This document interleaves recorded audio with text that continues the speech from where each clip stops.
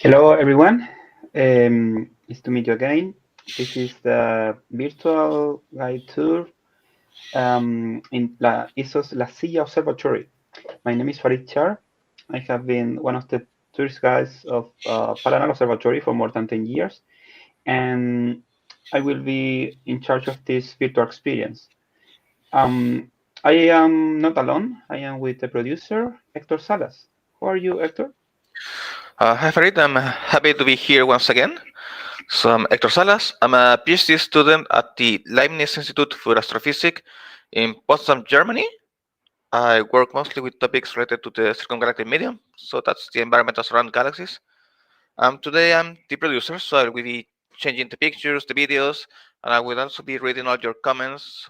So if you have any questions, any doubts, please leave it in the comment sections in Facebook or YouTube. Okay, thank you very much. So I want to tell you that these visits are a new experience for everyone. So I hope you comments, and we will have some time during this tour to answer all your questions. Okay. So in the next hour, we will travel to the region of Coquimbo in northern Chile. So we will virtually visit ESO's La Silla Observatory at 2,400 meters above sea level. Okay, so we are going to start this this virtual experience, and the first thing I want to do is to show you to tell you a little bit about the organization, about ESO.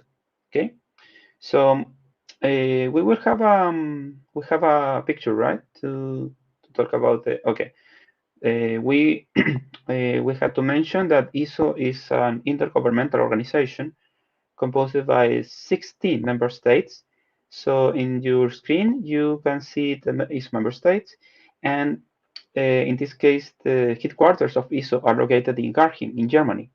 Okay, and also Australia has joined ESO as a strategic partner.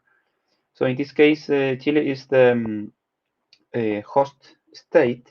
Okay, and it's basically the home of all ESO observatories. Okay, so this is the main context of the organization. We are going to start this travel in Europe because ESO is an European organization. So we have a video, right, to explain about that. Yeah. Okay. Thank you. So we are going to start this experience in Europe because ESO is a European organization.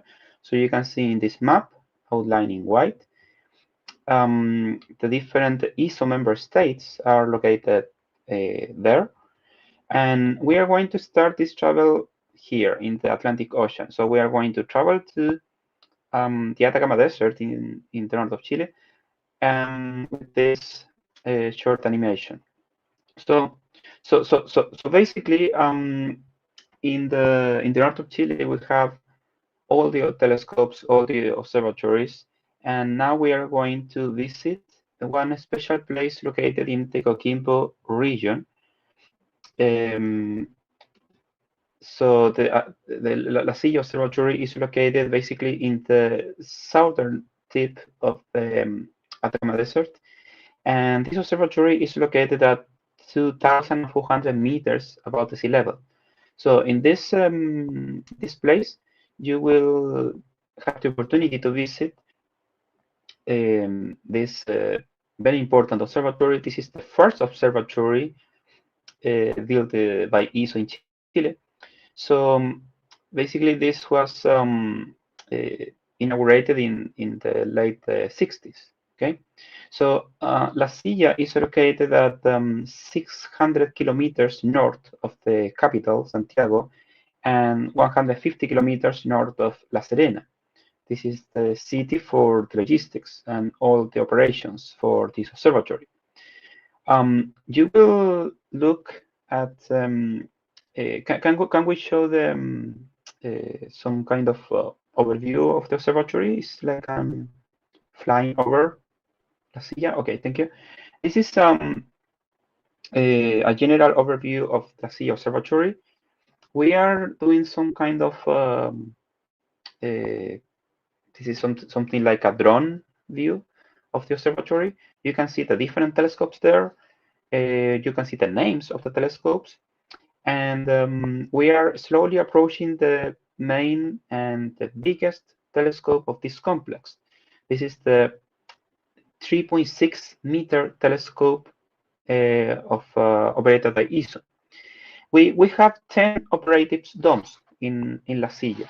Okay, most of them are controlled from other countries. They are controlled remotely from other countries. We have two telescopes operated directly by ESO, the NTT, the New Technology Telescope, and the ESO's 3.6 meter telescope. Okay. By the way, the name of this observatory, La Silla, was chosen because the mountain top is somewhat similar to a horse saddle. Okay, so that's why we call this La Silla. Okay, now we are going to show you a general overview of this observatory. This is a 360 degree view, and you can see in this screen that these are the main telescopes. Okay, these are the main telescopes, the same telescopes from the previous video, the general overview, yeah, of this observatory. Please remember, this place is located at 2,400 meters above sea level. Okay, and you need to remember that this was the first observatory built by ESO in Chile, because in the 60s, okay, ESO chose one of the best places on the planet for astronomical observations, and in this case, the Atacama Desert was the chosen place for this kind of big and important facility. So now we are going to show you the main telescope. We are going to show you the 3.6 meter telescope, this one. This is the largest telescope of this complex.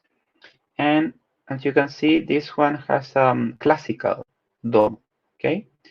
Next to this telescope, right here, we have the New Technology Telescope. This is also very important in this observatory, and we are going to talk about this telescope later. Okay, so we are going to access the ESO 3.6 meter telescope right now. Okay, so this is the main telescope, as you can see, and this place, as you can see, is huge, right? It's a huge observatory, and here we can see, let me show you, this is a better view. I can show you the dome. You see, this is the giant dome, and you can see that it's a huge building hosting this big telescope. Let's say that from the ground to the top of this dome, we have about 25 meters, and the structure of the telescope is about 7-story building. So it's very big, of course. And actually, in this picture, there's a person. This person is located here. So I will do a close up so you can take a look. This person is located here. So this is just a reference to show you how big is the telescope. So we are going to explain a little bit about this telescope. So I want to show you a picture next to it, so we can talk a little bit about the different components of this telescope. Okay, so in first place, I want to mention that in dark blue, okay, in dark blue in this picture, you can see the mounting of the telescope. Okay, so all this structure is the mount of the telescope. So basically, in this case, this structure is holding the telescope, the entire telescope. Okay, and it has to be, of course, very precise because the telescope is heavy. Okay, so this mount is like a big arm, okay, holding the primary mirror of 3.6 meters, okay, or 360 centimeters, and also the secondary mirror. Now, where is the primary mirror? Well, the primary mirror is not visible here because it's covered by its protection system. This protection system is this black structure, okay? So this is a system of tabs that can be opened and closed to protect the mirror from dust or humidity or from moisture when the telescope is resting. Now, what about the secondary mirror?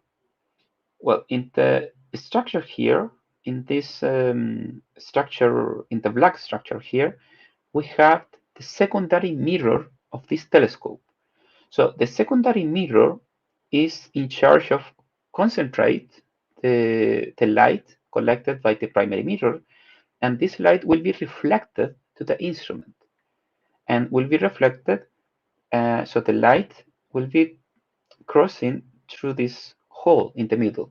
So basically the primary mirror is located here. Okay, remember, this primary mirror is concave, is like a spoon.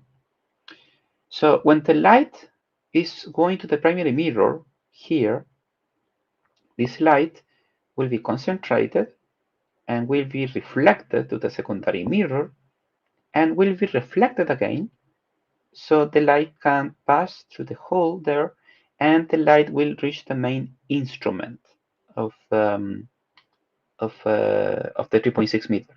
Now, what is the instrument? The instrument, the name of this instrument is HARPS. HARPS is basically an exoplanet hunter. It's basically hunting for planets orbiting other stars. Okay, but this instrument is not visible here because it's isolated in another room, in another floor of this building. So it's not visible at all in this picture. Now, the 360 centimeter started to operate in 1977. Okay, so at that time it was a challenge, a complete challenge for engineering, and this was the big mission of ESO as an organization. Okay, so the European astronomy was gathering forces from many countries to build a telescope, an optical telescope of about 4 meters.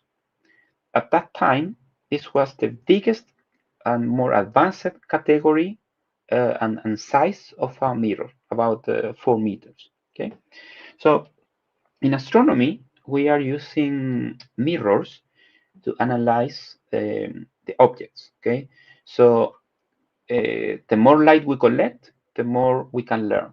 Okay, so that's why we need a large mirror to observe the objects, the astronomical objects. Okay, so in order to achieve this in the 70s, okay, this mirror, the mirror of this telescope, well, as you know already, is 3.6 meters diameter, and the thickness is about 53 centimeters.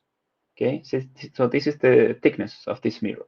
Okay, now this mirror is heavy. It's about 11 tons, and if we want to build larger mirrors, okay, we need to find other solutions because when we build mirrors that are so heavy, they start to suffer distortions. Okay, so we are going to talk about that when we visit NTT later.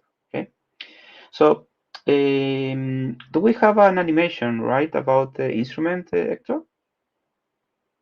We have a video showing how it moves. Oh, yes.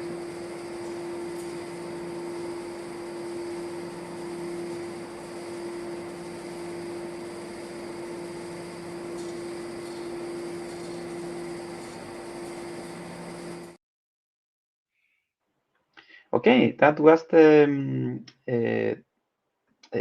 the system of how the telescope is moving at night.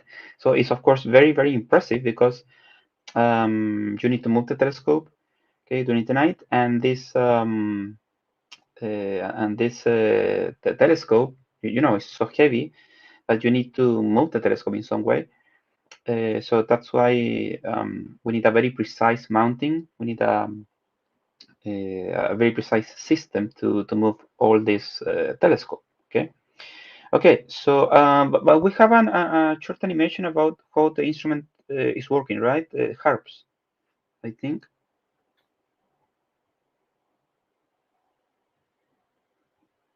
Okay. So this is basically what happens with the telescope.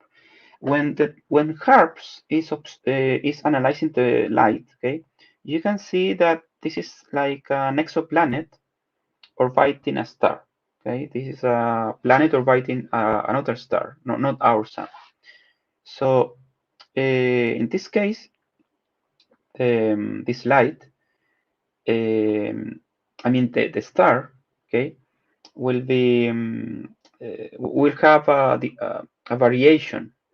I mean the planet will orbit the star, okay, and of course because of the gravity of the gravitational field of the star, but the star will also experience some kind of variation, a kind of motion, because there is some kind of gravitational pull from the planet. Can we look at the animation again, please, Hector? Okay, thank you. So, and you can see that below of this orbit, we have the spectrum of the star, and you can see some dark lines. These are the absorption lines. So, because the star is uh, approaching to the observer and going further away from the observer, basically the absorption lines are moving, let's say, left and right. So when the stars are approaching to the observer, the dark lines are going to the blue border. Okay, and when the star is moving farther away from the observer, the lines are moving to the red uh, edge, let's say. So this situation is only possible when you have an exoplanet orbiting a star, because the star, because it's experiencing this kind of behavior, is a clear indication that this star has a planet. Okay, regardless if you can see the planet or not. Okay, so that's why HARPS is a very powerful exoplanet hunter. Okay, this is about the instrument. This is about the HARPS instrument. So now we are going to move outside of this telescope, because I want to talk a little bit about the next telescope, the NTT. But before doing that, Hector, I don't know if you have any question from the public so far.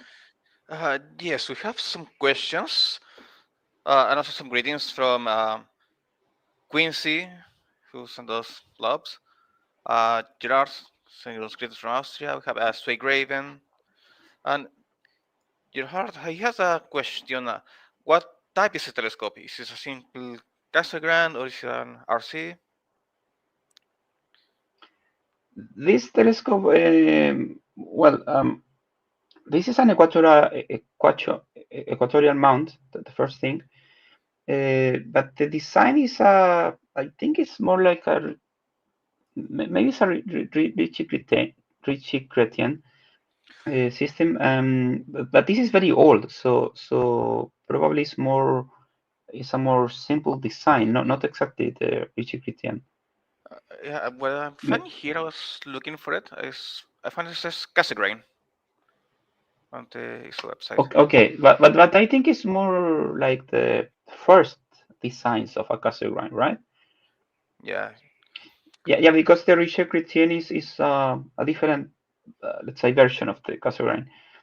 So So yeah, maybe you Hector, I don't know if you Hector, have you worked in La Silla before or have I analyzed have data from La Silla? observed in La Silla once in the Danish telescope. Okay. So I have not worked with the 3.6 meters. Oh, okay. Well, as far as I know, it's a Cassegrain design, but I think it's let's say the first or second or generation of this kind of design actually. Yeah, so I'm following up this here. So okay, there are some things. So you just have a standard focus in the back. Um, I think so. And Gerard was also asking us about the focal length of the system. Do you happen to have any information Sorry, about the focal length of the telescope? the focal radius is f8, as far as I know. Yes, I was looking at it and it's 8.0 something, but yeah, 8 basically. Yeah, so well, okay, basically, if you do the math about that, the focal length about of this telescope is about 28.8 meters or something. Yes. Mhm. But yeah, this design actually was, as far as I know, was a little bit modified to install this uh,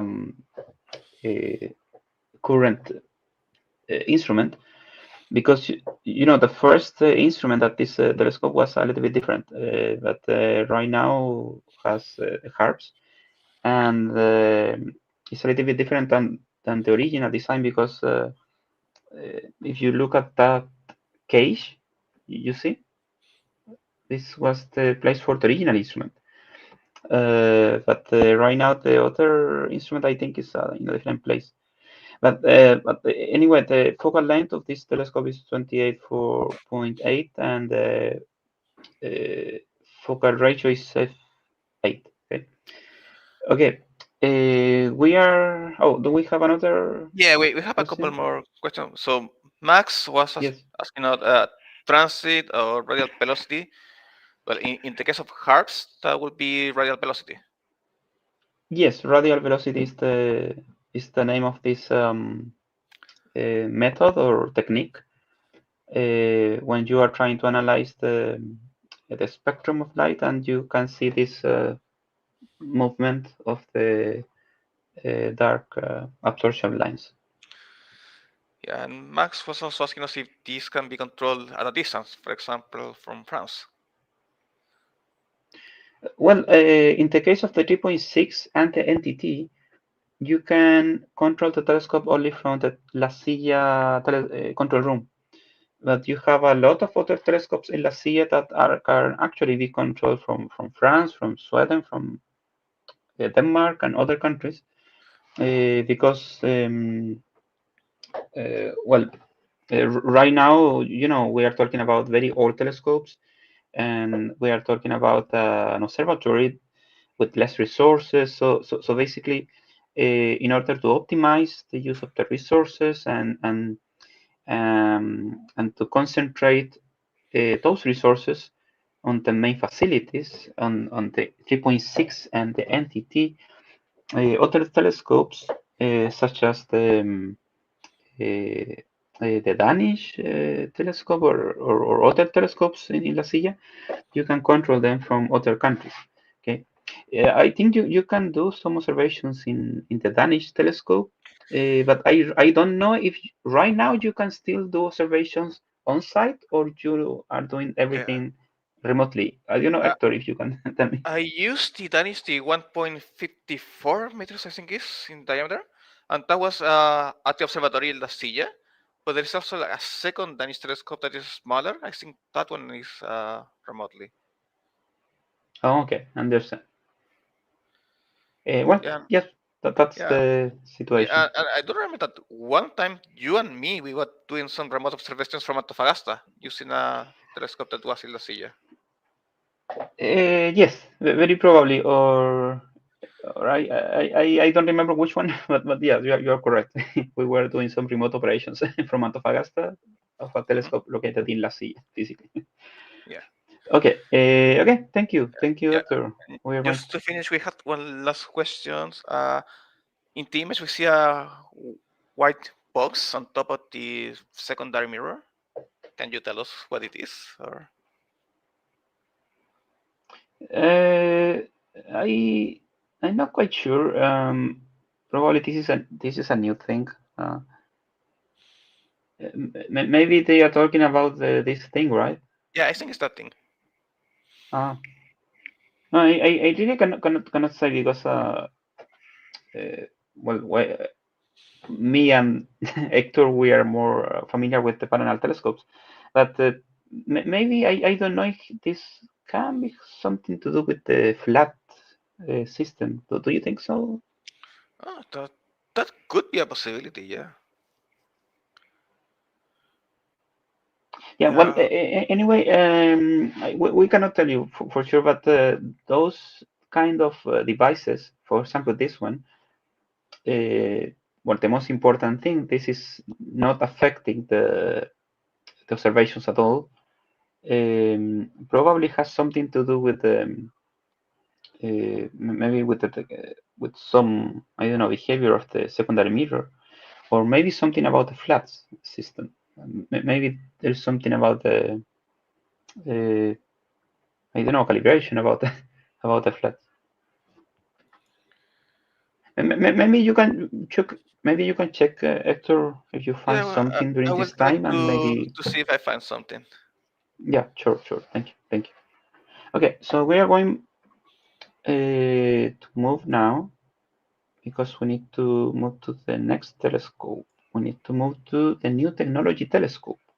So the new technology telescope is a different category, a different type of telescope, and it's very different because um, this one is well, the first thing is a very different shape of the dome.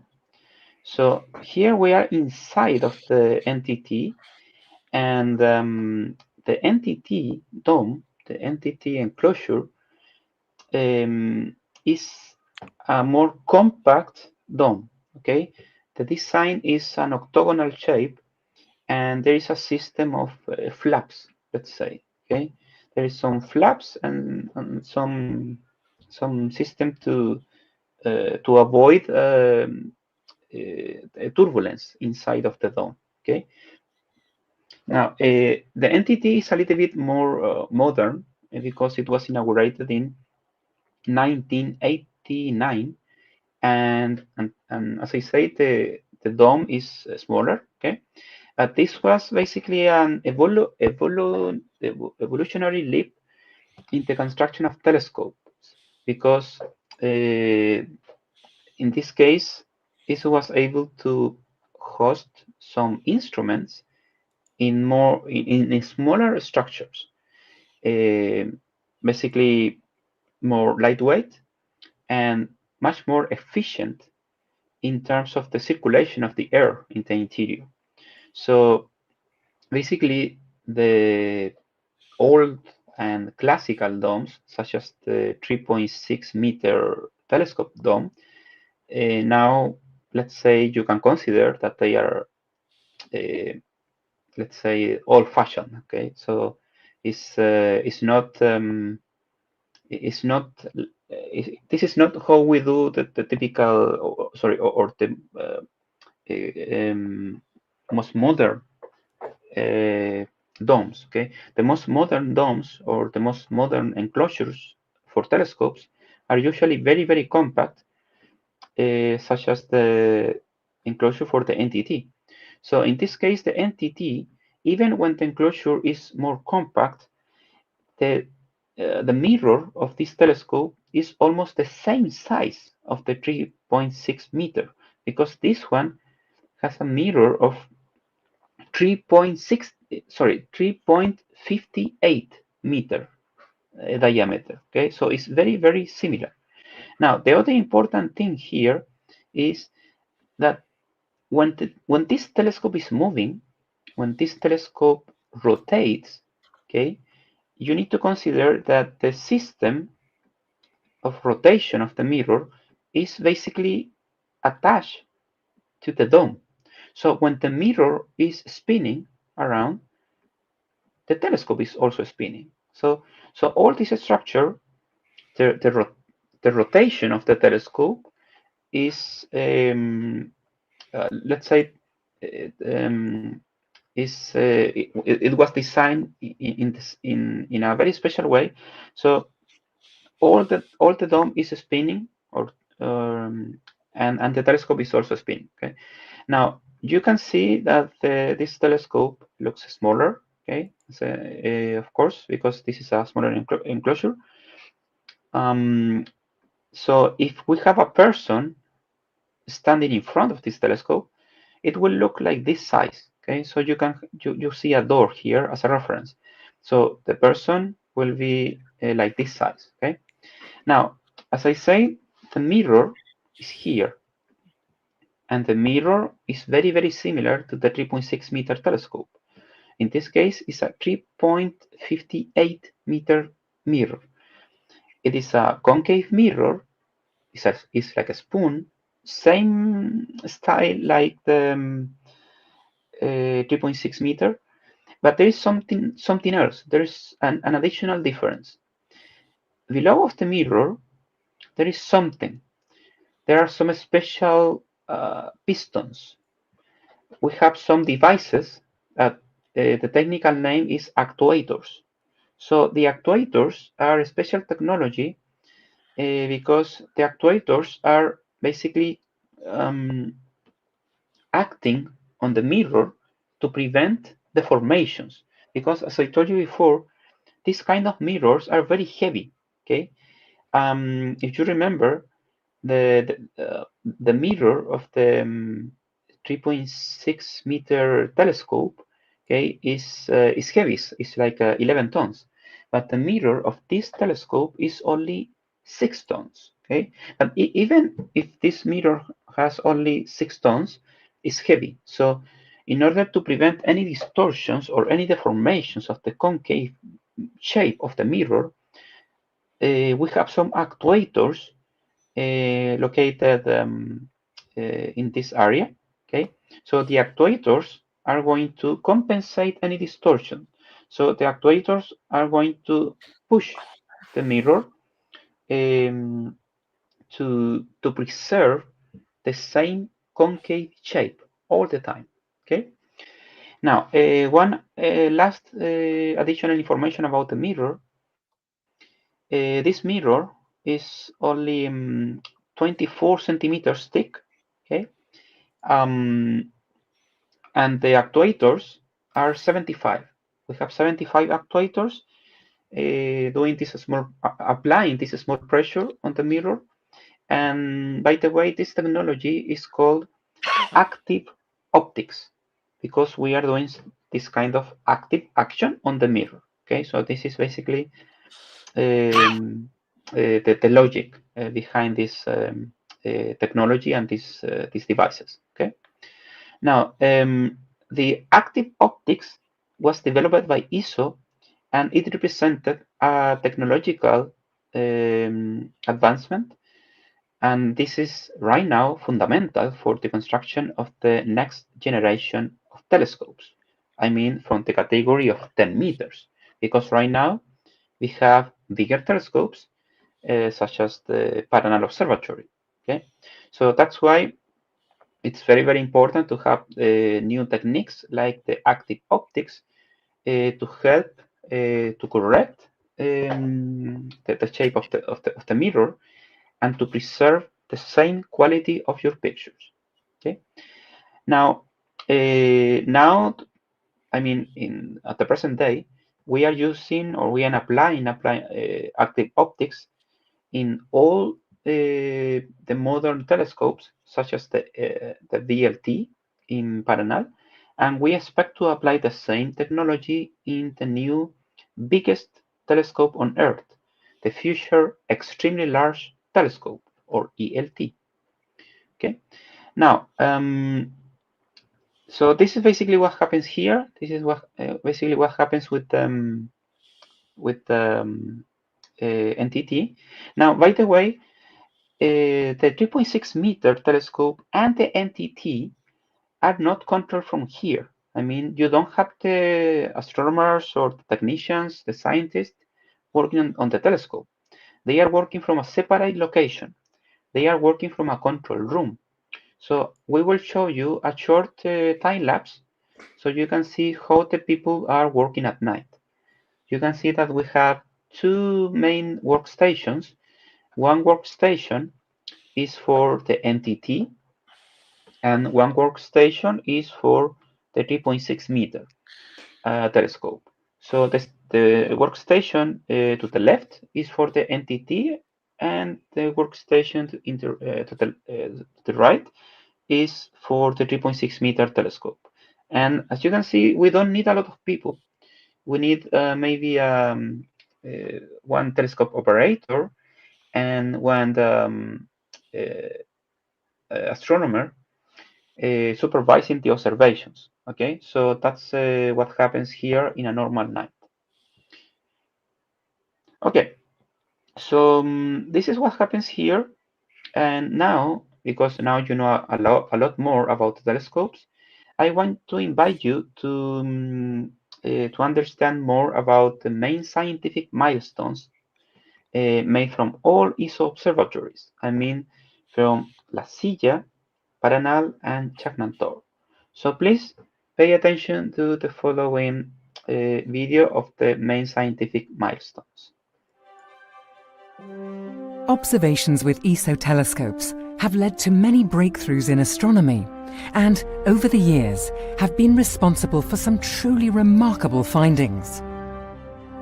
Here is our list of ESO's top 10 astronomical discoveries so far. Astronomers using ESO's Very Large Telescope have discovered by far the brightest galaxy yet found in the early universe, and found strong evidence that examples of the first generation of stars lurk within it, stars that were previously only theoretical. These massive, brilliant objects were the creators of the first heavy elements in history, elements that are necessary to forge the stars we see around us today, the planets that orbit them, and life as we know it. ESO telescopes have provided definitive proof that long gamma-ray bursts are linked with the climatic explosions of massive stars, therefore solving an enduring mystery. A telescope at La Silla was also able to observe the visible light from a short gamma-ray burst for the first time, showing that this family of objects most likely originates from colliding neutron stars. Astronomers using ESO's HARPS instrument in 2010 discovered a planetary system containing at least 5 planets orbiting the Sun-like star HD 10180. They also found evidence that 2 other planets may be present, one of which, if confirmed, would be among the lowest mass exoplanets ever found. Newer observations and reanalysis of the data suggest that there could be even more planets around this star. ESO's Very Large Telescope was used to detect carbon monoxide molecules in a remote galaxy, seen as it was 11 billion years ago, a feat that had remained elusive for 25 years. This allowed astronomers to obtain the most precise measurement of the cosmic temperature at such a remote epoch, and it matched the temperature predicted by the Big Bang theory. The atmosphere around a super-Earth exoplanet was analysed for the first time using the VLT.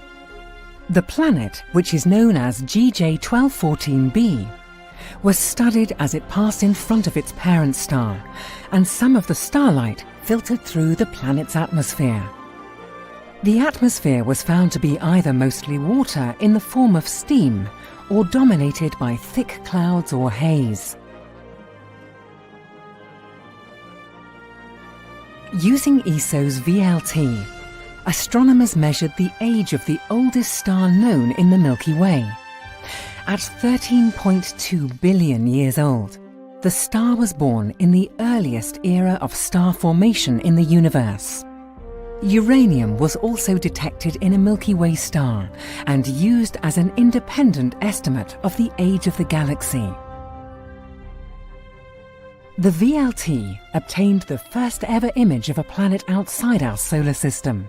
The planet, which has a mass about 5 times that of Jupiter, orbits a failed star, a brown dwarf, at a distance of 55 times the average distance between the Earth and the Sun.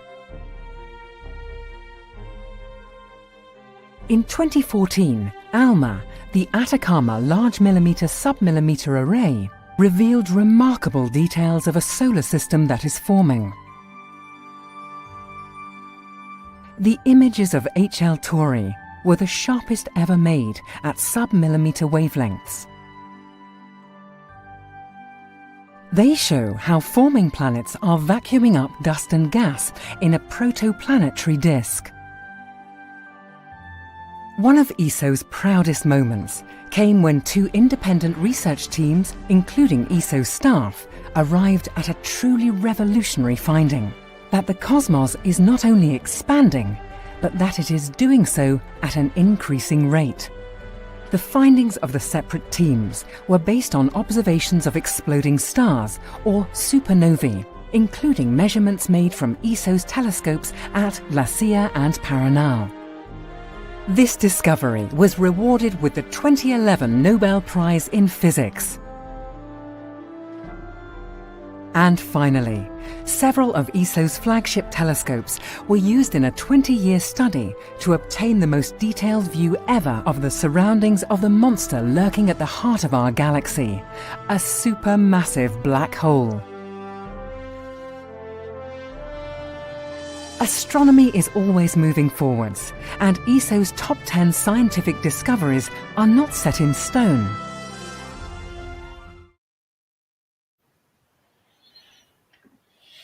Okay, that was a very interesting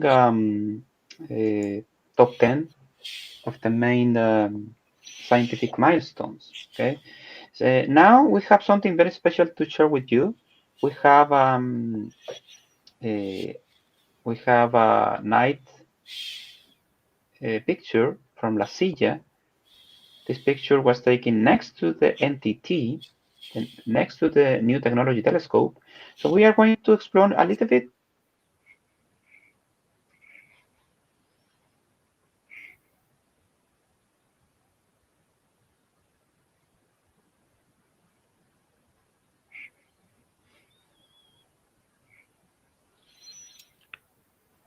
Yes, Fritter.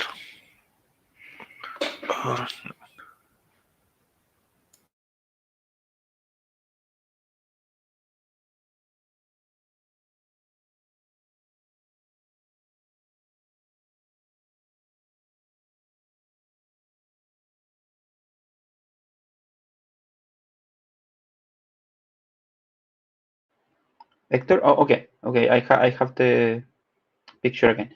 Okay, so we have something very interesting here. We have a constellation here, very popular. This is Orion. And from this picture, we can see those 3 stars somewhat aligned. These are representing Orion's belt. And we have an additional object that is very popular among amateur astronomers. This is the Great Orion's Nebula.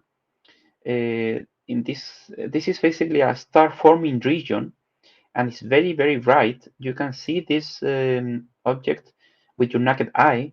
Of course, it looks like a spot in the sky.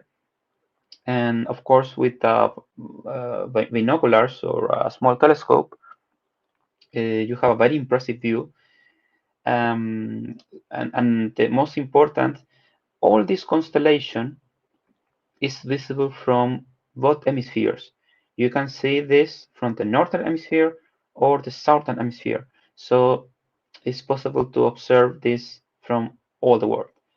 Now, Next to Orion, if we go up, we will find this bright star here. This star is the brightest star in the sky. This is called Sirius. Sirius is the brightest star in the sky, and it belongs to a constellation called Canis Major.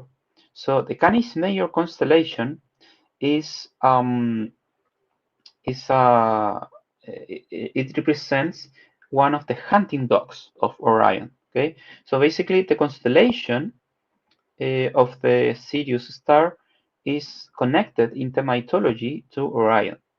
Okay, and in this picture you can see Orion almost setting in the horizon. Okay, now you can see that all this picture, in this picture, you can see this area with more concentration of stars, right? This is because this is part of the arm of the Milky Way. Okay, the Milky Way is our galaxy, and you can see how the Milky Way looks very, very bright from this location.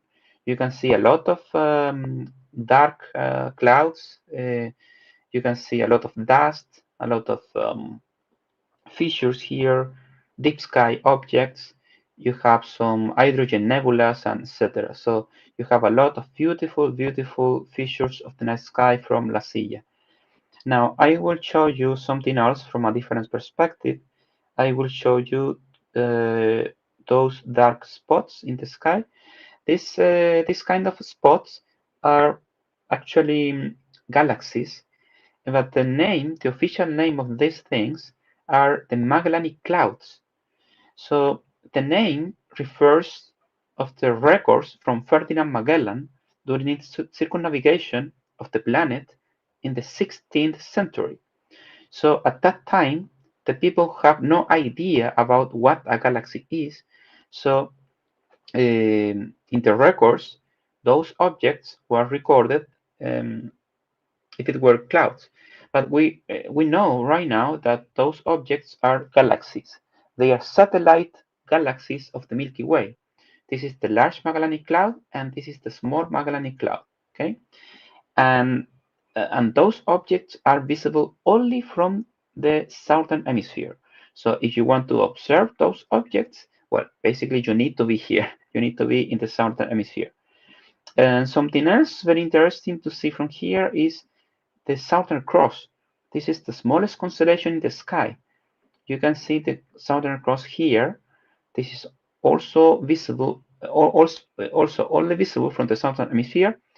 And you can see that in this picture, the Southern Cross is in some area of the sky that is very populated of stars, right? So you can see very clear that is a fissure here. There is a fissure, a dark nebula that is basically you have a very nice view of this dark nebula because you have a contrast with the bright fissures from behind. So this is the coal sack, and is only visible, as I told you before, from the southern hemisphere. Now to finish here, we will come back to the 3.6 meter telescope, and I want to show you that in this picture, just behind of the 3.6 meter telescope, you have the center of the Milky Way rising. So this area is very, very beautiful, is impressive, is full of stars, and you have things like, well, the Scorpius constellation, the Sagittarius constellation, okay? So this is basically what happens in this area. So basically this picture reveals probably a moment when the Milky Way was rising. And something very interesting about the southern hemisphere is that from this hemisphere, the Milky Way, all the Milky Way, the center of the Milky Way, can appear just above you. You can see all the Milky Way from the southern hemisphere, and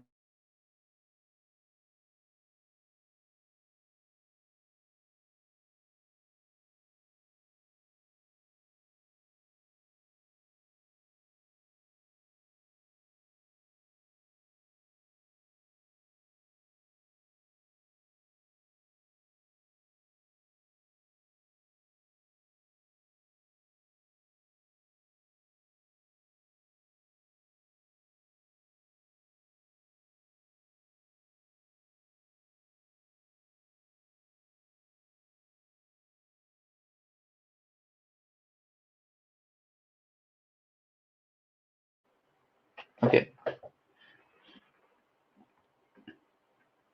So from this perspective, you can see the 3.6 meter telescope, and we have the road.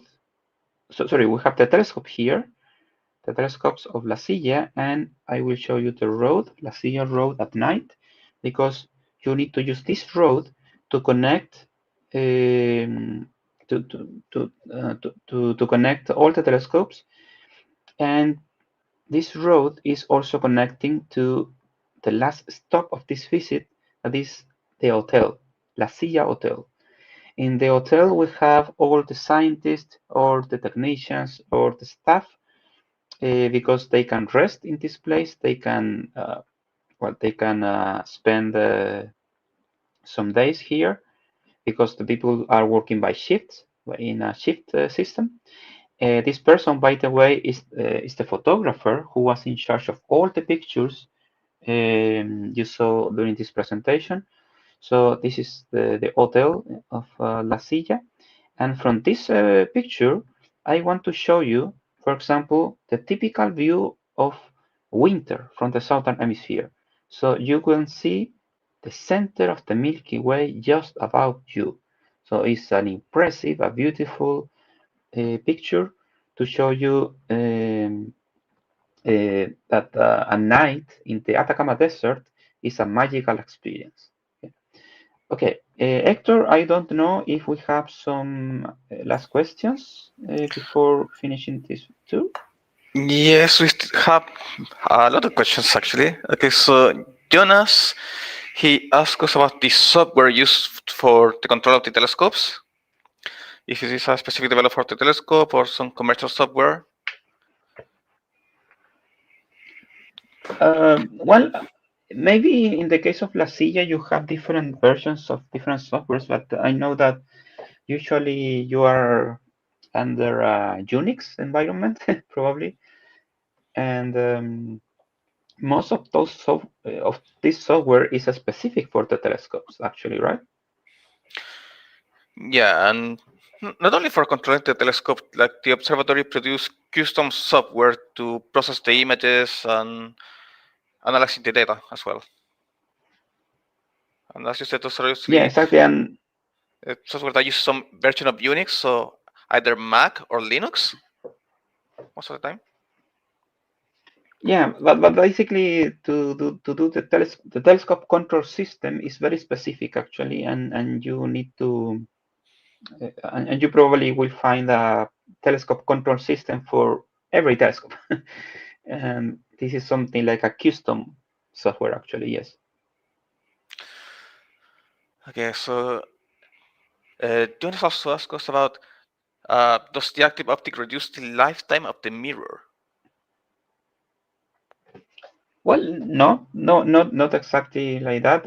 I don't know why exactly, but um, now just in case the active optic system is a small pressure that is in ordinary is a very teeny pressure. It's actually in microns, so it's imperceptible actually from your with your eyes. But this very teeny pressure is necessary because the deformation, well, of course, is also small, and it's necessary to do a correction. So no, as far as we know, this is not reducing the lifetime of the mirror. Actually, the most important part of the lifetime of the mirror is the ability to do a recoating, to change the reflective layer. The reflective layer is made of aluminium usually, so you need to renew the aluminium to have the mirror to look like a new mirror. And for example, for the telescopes in La Silla, the telescopes of La Silla, the mirrors, have more than 50 years. And we are talking about the original mirrors. So this is possible because even if the main material of the mirror is the same from 50 years ago, the aluminium surface, the aluminium layer, this layer has been changed many, many times. So this is more important actually to keep the lifetime of the mirror. Okay, we have a question here from Gerhard. In comparison, which housing is better with timelines of seeing? The old-style domes or the new housing that entity has? Well, the NTT dome was actually designed in that way, like a square shape with some flaps system to improve the situation inside in terms of the turbulence. Because when you have this spherical dome, like for example the 3.6 meter, you will have some turbulence. And when I say turbulence, I mean things like I don't know, like I don't know how to explain this one. It's I would something like I would explain it like the air inside of the dome when it's closed is in a different set of temperature or state that the air outside. So when you first open the dome, the air in the inside is going to mix with the air in the outside, and this is going to produce some turbulence effects and things like that.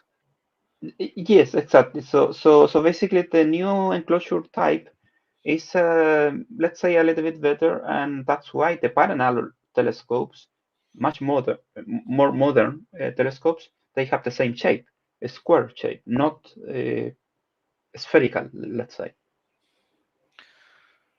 Okay. We have another question here. Uh, are you encountering field rotation with that type of mount, and how is it compensated? Well, just to be clear, and maybe if I made a mistake before, I don't remember. 3.6 meter telescope and the NTT, they have alt azimuth mount, and they have yeah, when you are moving the telescope, you will have a field rotation. So the solution to correct that is to have a field the rotator, and both telescopes have that. So so this is basically a computer controlled mechanical derotator, which slowly rotates the entire instrument. And uh, by the way, the detector, in order to keep the field fixed relative to the sky. So, and it's the same system in the 3.6 and the NTT telescope. You have a field rotation compensation drive. I think that's the concept. And all of this is controlled by the telescope's tracking computer. Maybe you, Hector, maybe you saw something similar in. I don't know if the Danish telescope was the same, but usually they have this, right? Yeah, like well, I the controller is a bit separated from the telescope. I went to see the telescope once, and the rest of the time I just was sitting in front of the computer, so I wasn't really paying that much attention at that time. But yes, Okay. they likely have a similar system. Yeah, sure. Okay, and we are Okay. on time, so let's go for the last couple of questions to end this. Uh, we're gonna take the question from George.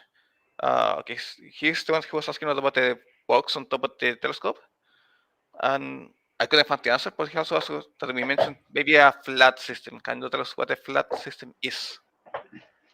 Well, the flat actually is a calibration. It's a calibration that telescopes usually do every day they are observing, and they need to take up a image. They take usually of an homogeneous brightness.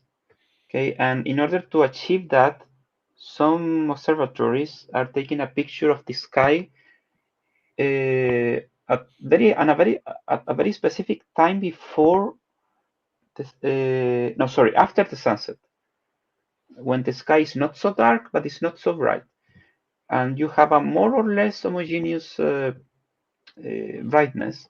And some observatories don't have that ability to take picture of the sky during this time, so they have some artificial white screen. So in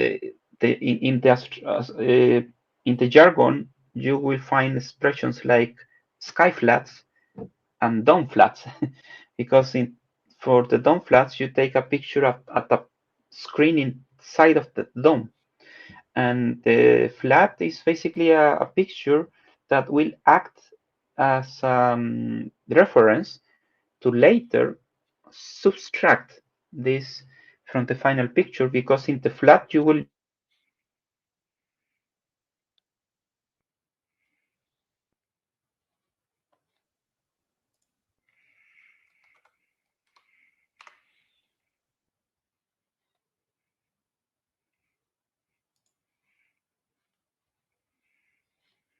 from the sensor, I think. So maybe you, Hector, can correct me, but usually it's this kind of little things that you need to subtract, right? Yeah. So basically, this is just to find out if some pixel is in the CCD detector is burned out, so it will register a lower intensity, or maybe some pixel is not calibrated properly and will receive the light and register at more high intensity, just to correct for differences in how the pixels detect the light. Okay, and George was also asking about possibilities to engage with research at La Silla and General ESO. Um, there are internship programs, there are outreach programs, and you can go to the ESO website and find all the opportunities that are there, or the job offers that are available. And there are also sometimes an internship for students and all that. And Okay. last question before we go: why so many people in the control room? Why so many operators on site? And why it's not sufficient with just having a software that runs things in sequence according to an observation plan? It's Uh, actually one operator. Maybe you maybe in the animation you saw more people, because sometimes you have astronomer that is working for one object, and maybe you have another one who is replacing this person. But usually it's only one telescope operator per telescope, and that's it. You don't need a lot of people. But some astronomers maybe are present only to observe some object, and after that they go to sleep, and maybe another will come. Some usually. Yeah, and for example, the time that I observed with the Danish, the first night it was me and a professor that was teaching me how to use the telescope. And one other nights, a third person arrived that was going to use the telescope the day after we were supposed to leave, and he wanted to refresh how to use this particular telescope. So there were three persons in that observation night, but it was a single person can manage that telescope. And why not a software sequence? Well, sometimes you need to change the plan if for whatever reason the guidance system is not working properly, or if the climate conditions are bad and you need to close the telescope. It's always good to have a person supervising everything and not just blindly trusting the softwares. I would say that. Okay, and with that, Okay. Okay, we need to finish now. I would like to remind you that these visits, information, pictures, and material are available on the ESO website. And I hope you enjoy this virtual experience. So from my side, I want to thank you very much to everyone for being with us in this virtual tour. So thank you, and I hope to see you again next time. goodbye, and keep an eye for when the next tour is going to be, and it's going to be La Silla, Opernal, English, and Spanish, and see you in the next occasion. Have a nice day.